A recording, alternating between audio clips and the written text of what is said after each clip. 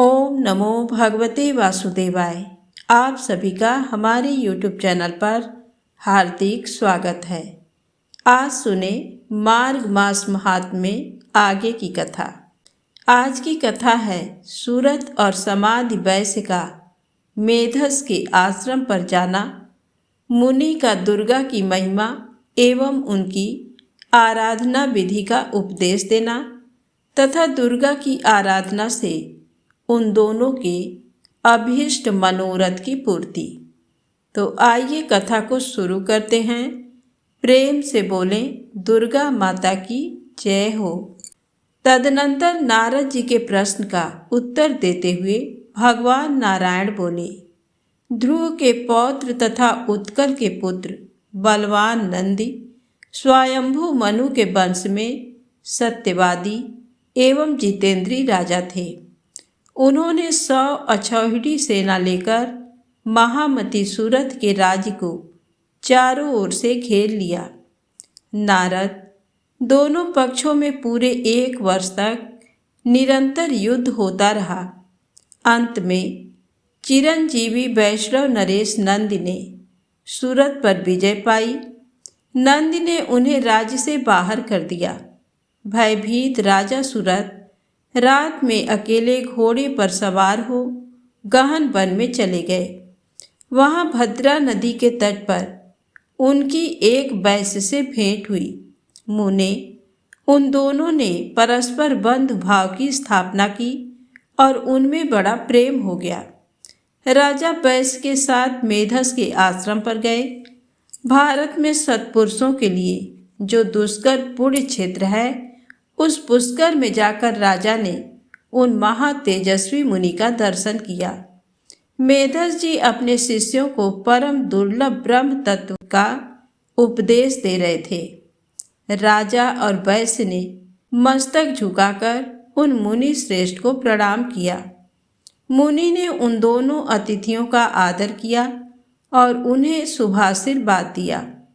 फिर पृथक पृथक उन दोनों का कुशल मंगल, जाति और नाम पूछा। राजा सूरत ने उन मुनीश्वर को क्रमशः उनके प्रश्नों का उत्तर दिया। सूरत बोले, ब्राह्मण, मैं राजा सूरत हूँ। मेरा जन्म चैत्र वंश में हुआ है। इस समय बलवान राजा नंदी ने मुझे अपने राज्य से निकाल दिया है। अब मैं कौन उपाय करूं? किस प्रकार पुनः अपने राज्य पर मेरा अधिकार हो, ये आप बतावें। महाभाग मुने, मैं आपकी ही शरण में आया हूँ। ये समाधि नामक वैश्य है और बड़ा धर्मात्मा है, तथापि दैववश इसके स्त्री पुत्रों ने धन के लोभ से इसको घर से बाहर निकाल दिया है। इसका अपराध इतना ही है, ये स्त्री पुत्रों और बंधु बांधवों के मना करने पर भी प्रतिदिन ब्राह्मणों को प्रचुर धन और रत्न दान में दिया करता था। इसी से क्रोध में आकर उन लोगों ने इसे घर से निकाल दिया। फिर शोक के कारण वे पुनः इसका अन्वेषण करते हुए आए, परंतु ये पवित्र ज्ञानी एवं विरक्त वैश्य उनके आग्रह करने पर भी घर की ओर नहीं लौटा। तब इसके पुत्र भी पितृशोक से संतप्त हो सब कर्मों से विरक्त हो गए और सारा धन ब्राह्मणों को देकर घर छोड़ वन को चले गए।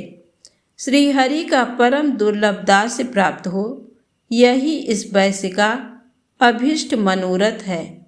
इस निष्काम वैश्य को वह अभीष्ट वस्तु कैसे प्राप्त होगी, ये बात आप विस्तार पूर्वक बताने की कृपा करें। श्री मेधस ने कहा, राजन, निर्गुण परमात्मा श्री कृष्ण की आज्ञा से दुर्लंघ्य त्रिगुणमयी विष्णु माया संपूर्ण विश्व को अपनी माया से आच्छन्न कर देती हैं। वह कृपामयी देवी जिन धर्मात्मा पुरुषों पर कृपा करती हैं, उन्हें दया करके परम दुर्लभ श्री कृष्ण भक्ति प्रदान करती हैं। नरेश्वर, परंतु जिन मायावी पुरुषों पर विष्णु माया दया नहीं करती हैं, उन दुर्गतिग्रस्त जीवों को माया द्वारा ही मोह जाल से बांध देती हैं। फिर तो वे बर्बर जीव इस नश्वर एवं अनित्य संसार में सदा नित्य बुद्धि कर लेते हैं और परमेश्वरी की उपासना छोड़कर दूसरे दूसरे देवताओं की सेवा में लग जाते हैं तथा उन्हीं देवताओं के मंत्र का जप करते हैं। लोभवश मन में किसी मिथ्या निमित्त को स्थान देकर वे इस तरह भटक जाते हैं। अन्य देवता भी श्रीहरि की कलाएं हैं। उनका 7 जन्मों तक सेवन करने के पश्चात वे देवी प्रकृति की कृपा से उनकी आराधना में संलग्न होते हैं। 7 जन्मों तक कृपामयी विष्णु माया की सेवा करने के बाद उन्हें सनातन ज्ञानानंद स्वरूप शिव की भक्ति प्राप्त होती है। भगवान शंकर श्रीहरि के ज्ञान के अधिष्ठाता देवता हैं। उनका सेवन करके मनुष्य शीघ्र ही उनसे श्री विष्णु भक्ति प्राप्त कर लेते हैं। तब उनके द्वारा सत्व स्वरूप सगुण विष्णु की सेवा होने लगती है। इससे उनको परम निर्मल ज्ञान का साक्षात्कार होता है। सगुण विष्णु की आराधना के पश्चात सात्विक वैष्णव मानव प्रकृति से परवर्ती निर्गुण श्री कृष्ण की भक्ति पाते हैं। तदनंतर वे साधु पुरुष श्री कृष्ण के निरामय मंत्र को ग्रहण करते हैं और उन निर्गुण देव की आराधना से स्वयं निर्गुण हो जाते हैं। वे वैष्णव पुरुष निरामय गोलोक में रहकर निरंतर भगवान का दास्यमय सेवन करते हैं और अपनी आँखों से अगणित ब्रह्माओं का विनाश देखते हैं। जो श्रेष्ठ मानव श्री कृष्ण भक्त से उनके मंत्र की दीक्षा ग्रहण करता है वह अपने पूर्वजों की सहस्रों पीढ़ियों का उद्धार कर देता है। इतना ही नहीं, वह नाना के कुल की सहस्रों पीढ़ियों का, माता का तथा दास आदि का भी उद्धार करके गोलोक में चला जाता है। महाभयंकर भवसागर में कर्णधार रूपिणी दुर्गा श्री कृष्ण भक्ति रूपी नौका द्वारा उन सबको पार कर देती हैं। वैष्णवों के कर्म बंधन का उच्छेद करने के लिए परमात्मा श्री कृष्ण की वह वैष्णवी शक्ति तीखे शस्त्र का काम करती हैं। नरेश्वर, उस शक्ति की शक्ति भी 2 प्रकार की है, एक विवेचना शक्ति और दूसरी आवरणी शक्ति। पहली अर्थात विवेचना शक्ति तो वह भक्तों को देती हैं और दूसरी आवरणी शक्ति अभक्त के पल्ले बांधती हैं। भगवान श्री कृष्ण सत्य स्वरूप हैं, उनसे भिन्न सारा जगत नश्वर है। विवेचना बुद्धि नित्य रूपा एवं सनातनी है। ये मेरी श्री है, यही वैष्णव भक्तों को प्राप्त होती है। किंतु आवरणी बुद्धि कर्मों का फल भोगने वाले अधम अवैष्णव पुरुषों को प्राप्त हुआ करती हैं। राजन, मैं प्रचेता का पुत्र और ब्रह्मा जी का पौत्र हूँ तथा भगवान शंकर से ज्ञान प्राप्त करके परमात्मा श्री कृष्ण का भजन करता हूँ। महाराज, नदी के तट पर जाओ और सनातनी दुर्गा का भजन करो। तुम्हारे मन में राज्य की कामना है, इसलिए वे देवी तुम्हें आवरणी बुद्धि प्रदान करेंगी तथा इस निष्काम वैष्णव वैश्य को वे कृपामयी वैष्णवी देवी शुद्ध विवेचना बुद्धि देंगी। ऐसा कहकर कृपा निधान मुनिवर मेधस ने उन दोनों को दुर्गा जी की पूजा की विधि, स्तोत्र, कवच और मंत्र का उपदेश दिया। वैश्य ने उन कृपामयी देवी की आराधना करके मोक्ष प्राप्त किया तथा राजा को अपना अभीष्ट राज्य, मनु का पद और मनोवांछित परम ऐश्वर्य प्राप्त हुआ। इस प्रकार मैंने सुखद, सारभूत एवं मोक्षदायक परम उत्तम दुर्गा का उपाख्यान पूर्ण रूप से सुना दिया। अब तुम और क्या सुनना चाहते हो? नारद जी ने पूछा, वेद वेताओं में श्रेष्ठ महाभाग नारायण, अब कृपया ये बताइए कि राजा ने किस प्रकार से परा प्रकृति का सेवन किया था। समाधि नामक वैश्य ने भी किस प्रकार प्रकृति का उपदेश पाकर निर्गुण एवं निष्काम परमात्मा श्री कृष्ण को प्राप्त किया था। उनकी पूजा का विधान, ध्यान, मंत्र, स्तोत्र अथवा कवच क्या है, जिसका उपदेश महामुनि मेधस ने राजा सूरत को दिया था? समाधि वैश्य को देवी प्रकृति ने कौन सा उत्तम ज्ञान दिया था? किस उपाय से उन दोनों को सहसा प्रकृति देवी का साक्षात्कार प्राप्त हुआ था?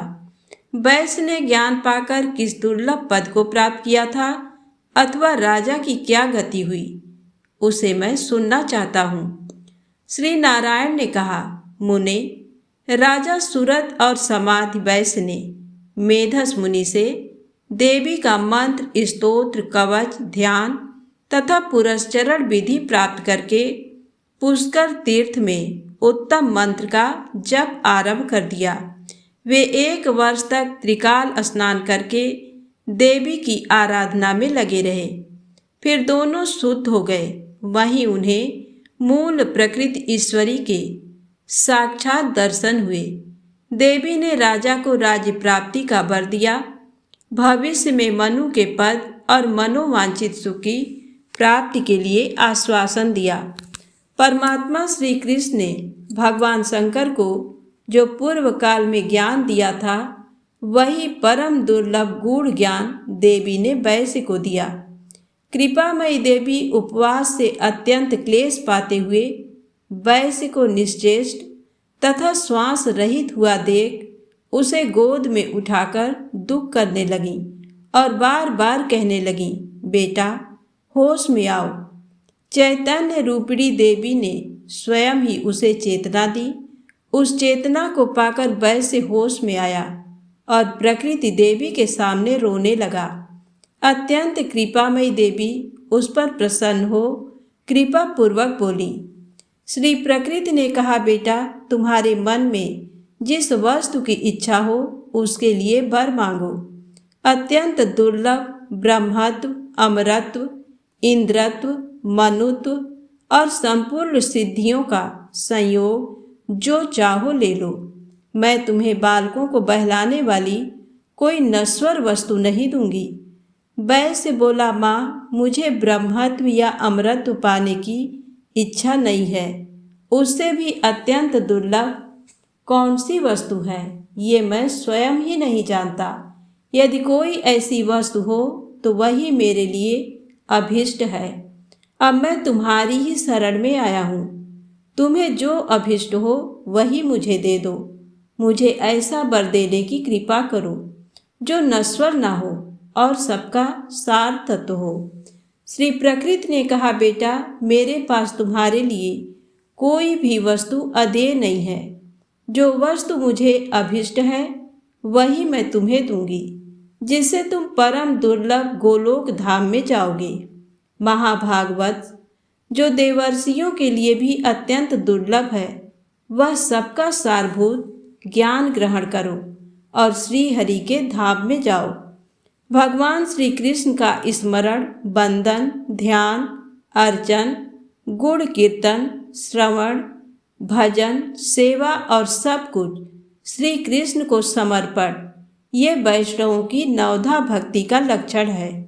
ये भक्ति जन्म, मृत्यु, जरा, व्याधि तथा यम यातना का नाश करने वाली है। जो नवधा भक्ति से हीन, अधम एवं पापी हैं, उन लोगों की सूर्यदेव सदा आयु ही हरते रहते हैं।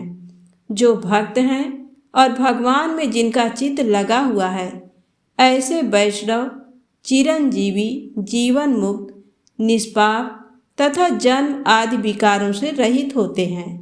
शिव, शेषनाग, धर्म, ब्रह्मा, विष्णु, महाविराट, सनत कुमार, कपिल, सनक, सनंदन, वोढ, पंचसिक, दक्ष, नारद, सनातन, भृगु, मरीच, दुर्वासा, कश्यप, पुलह, अंगिरा, मेधस, लोमस, शुक्र, वशिष्ठ, क्रतु, बृहस्पति, कर्दम, शक्ति, अत्रि, पराशर, मार्कंडेय, बलि, प्रहलाद, गणेश्वर, यम, सूर्य, वरुण, वायु, चंद्रमा, अग्नि, अकुपात, उलूक, नाड़ी जंग, वायुपुत्र हनुमान, नर, नारायण, कूर्म, इंद्रद्युम्न और विभीषण ये परमात्मा श्री कृष्ण की नवधा भक्ति से युक्त महान धर्मिष्ठ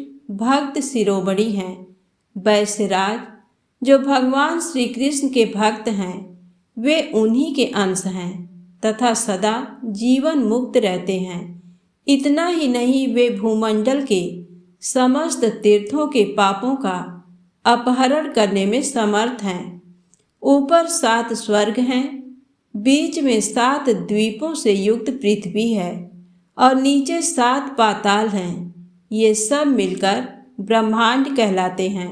बेटा, ऐसे विश्व ब्रह्मांडों की कोई गणना नहीं है। प्रत्येक विश्व में पृथक पृथक ब्रह्मा, विष्णु और शिव आदि देवता, देवर्षि, मनु और मानव आदि हैं। संपूर्ण आश्रम भी है। सर्वत्र मायाबद्ध जीव रहते हैं। जिन महाविष्णु के रोमकूप में असंख्य ब्रह्मांड वास करते हैं उन्हें महाविराट कहते हैं। वे परमात्मा श्री कृष्ण के 16वें अंश हैं। सबके अभीष्ट आत्मा श्री कृष्ण सत्य, नित्य, परब्रह्म स्वरूप, निर्गुण, अच्युत, प्रकृति से परे एवं परमेश्वर हैं। तुम उनका भजन करो। वे निरीह, निराकार, निर्विकार, निरंजन, निष्काम, निर्विरोध, नित्यानंद और सनातन हैं। स्वेच्छामय तथा सर्वरूप हैं। भक्तों पर कृपा करने के लिए ही वे दिव्य शरीर धारण करते हैं। परम तेजा स्वरूप तथा संपूर्ण संपदाओं के दाता हैं।